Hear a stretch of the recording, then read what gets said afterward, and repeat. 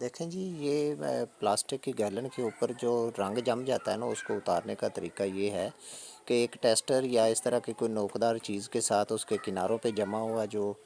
Paint है, पहले उसको उतारें और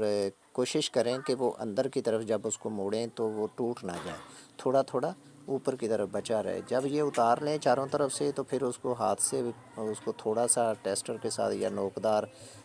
वो लोहे की किसी भी चीज़ के साथ उसको थोड़ा सा इस टाइप में, जैसे ये उतारा जा रहा है, थोड़ा थोड़ा उसको उतारते जाएं।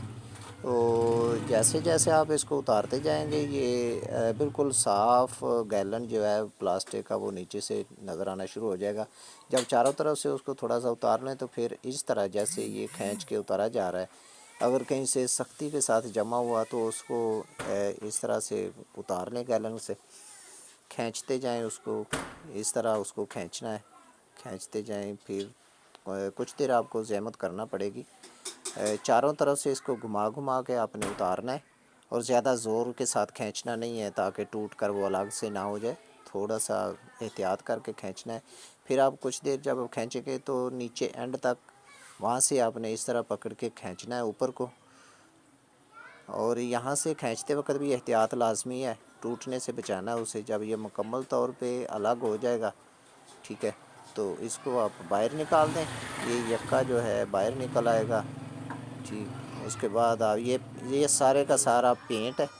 जो कि आहिस्ता आहिस्ता गैलन के साथ लग लग के जम गया था, क्योंकि मुसलसल इस्तेमाल की वजह से पेंट की तय जो है ना वो ज़्यादा जम जाती है इसके ऊपर, जिस वजह से डब्बे जो होते हैं ना वो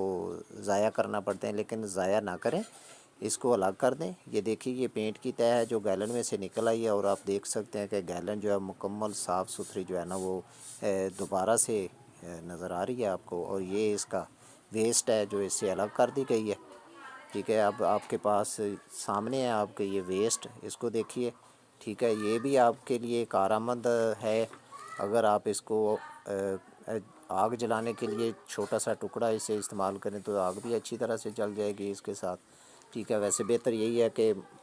इसको ना जलाएं, तलफ़ कर दें, और गैलन जो है उसको आप अपने मकासद के लिए इस्तेमाल